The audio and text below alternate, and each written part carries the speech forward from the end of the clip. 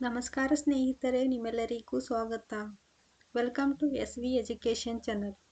ಇವತ್ತಿನ ತರಗತಿಯಲ್ಲಿ ನಾವು 6ನೇ ತರಗತಿಯ ವಿಜ್ಞಾನದ ಅಧ್ಯಾಯ 7 ಚಲನೆ ಮತ್ತು ದೂರಗಳ ಅಳತೆ ಈ ಅಧ್ಯಾಯದಲ್ಲಿ ಬರುವ ಅಭ್ಯಾಸಗಳಲ್ಲಿನ ಪ್ರಶ್ನೆ ಹಾಗೂ ಉತ್ತರಗಳನ್ನು ನೋಡೋಣ. ಮೊದಲನೆಯ ಪ್ರಶ್ನೆ, ನೆಲ, ನೀರು ಮತ್ತು ಗಾಳಿಯಲ್ಲಿನ ಸಾರಿಗೆ ವಿಧಗಳಿಗೆ ತಲಾ 2 ಉದಾಹರಣೆಗಳನ್ನು ನೀಡಿ. ಈ ಪ್ರಶ್ನೆಗೆ ಉತ್ತರ. ನೆಲ. ಈ ಸಾರಿಗೆಯ ಉದಾಹರಣೆಗಳು ರೈಲು, ಬಸ್ಸು, ಕಾರು. ನೀರು. ಈ ಸಾರಿಗೆಯ ಉದಾಹರಣೆಗಳು ದೋಣಿ ಮತ್ತು ಹಡಗು. ಗಾಳಿ. ಈ ಸಾರಿಗೆಯ ಉದಾಹರಣೆಗಳು ವಿಮಾನ ಮತ್ತು ಹೆಲಿಕಾಪ್ಟರ್. ಎರಡನೆಯ ಪ್ರಶ್ನೆ, ಬಿಟ್ಟ ಸ್ಥಳಗಳನ್ನು ತುಂಬಿರಿ.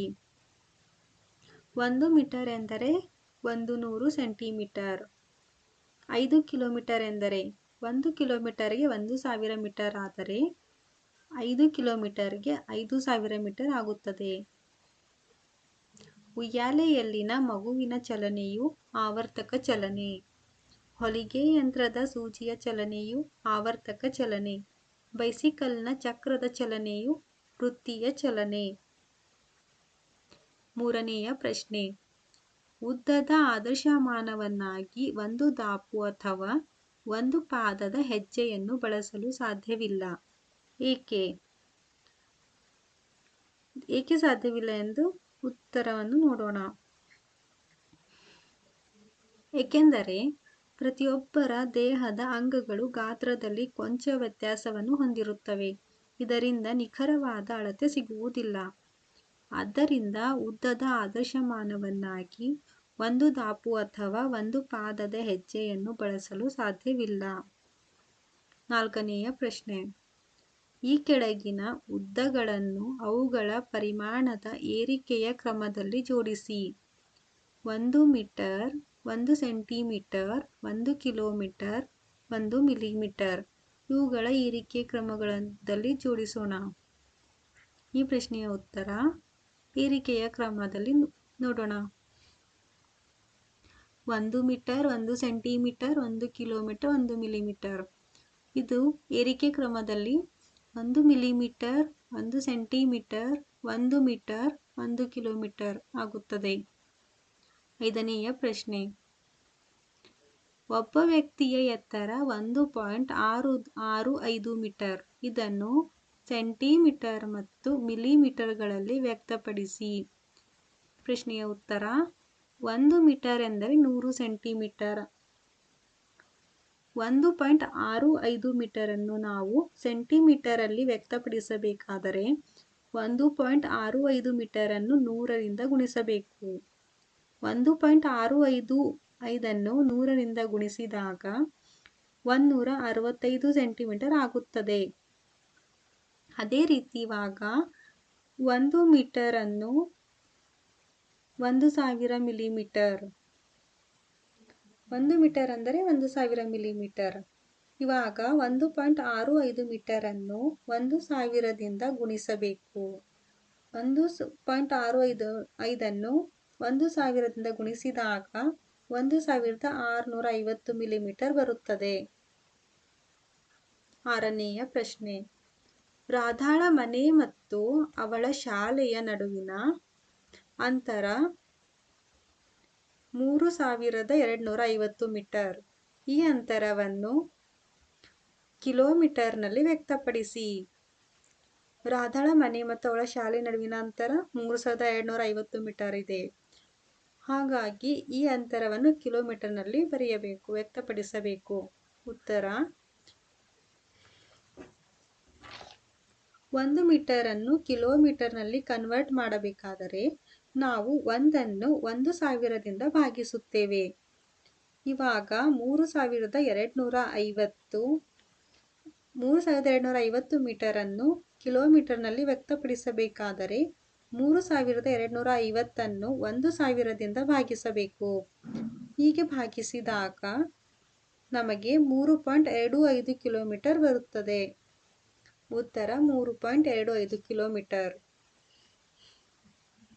ಹಾಗಾದರೆ ರಾಧಾಳ ಮನೆ ಮತ್ತು ಅವಳ ಶಾಲೆಯ ನಡುವಿನ ಅಂತರ 3250 ಮೀಟರ್.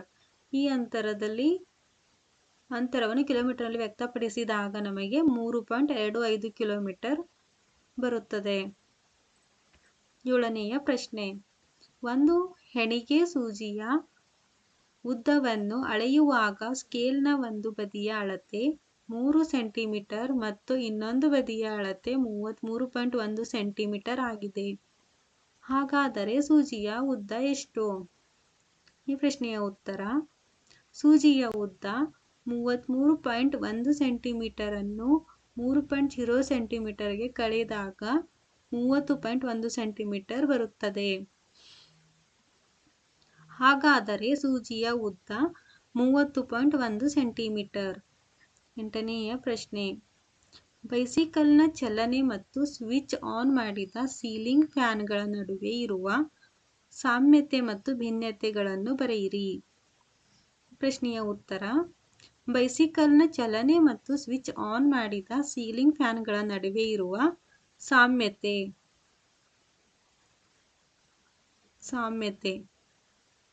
ಬೈಸಿಕಲ್ನ ಚಲನೆ ಮತ್ತು ಸ್ವಿಚ್ ಆನ್ ಮಾಡಿದ ಸೀಲಿಂಗ್ ಫ್ಯಾನ್ಗಳ ಚಲನೆಯು ವೃತ್ತೀಯ ಚಲನೆಯಾಗಿದೆ.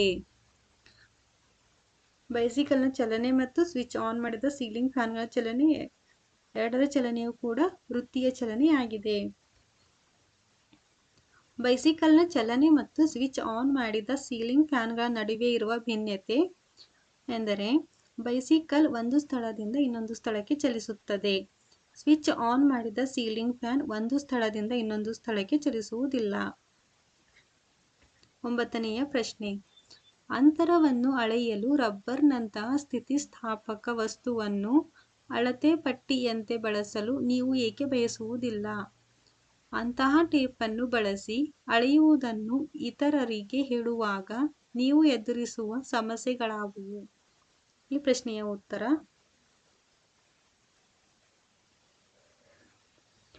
ಉತ್ತರ: ರಬ್ಬರ್ನಂತಹ ಸ್ಥಿತಿಸ್ಥಾಪಕ ವಸ್ತುವು ಹಿಗ್ಗುತ್ತದೆ.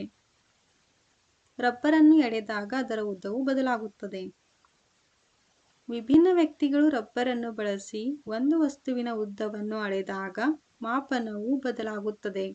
ಅಳತೆ ಮಾಡಿದ ಉದ್ದವು ಒಂದೇ ಇರುವುದಿಲ್ಲ. ಆದ್ದರಿಂದ ರಬ್ಬರ್ನಂತಹ ಸ್ಥಿತಿಸ್ಥಾಪಕ ವಸ್ತುವನ್ನು ಅಳತೆ ಪಟ್ಟಿಯಂತೆ ಬಳಸಲು ಸಾಧ್ಯವಾಗುವುದಿಲ್ಲ. 10ನೆಯ ಪ್ರಶ್ನೆ. ಆವರ್ತಕ ಚಲನೆಗೆ 2 ಉದಾಹರಣೆಗಳನ್ನು ನೀಡಿ. ಉತ್ತರ: ಆವರ್ತಕ ಚಲನೆಗೆ ಉದಾಹರಣೆಗಳು ಎಂದರೆ ಲೋಕದ ಚಲನೆ, ಉಯ್ಯಾಲೆಯಲ್ಲಿನ ಮಗುವಿನ ಚಲನೆ ಮತ್ತು ನುಡಿಸುವಾಗ ಗಿಟಾರ್ನ ತಂತಿಗಳು.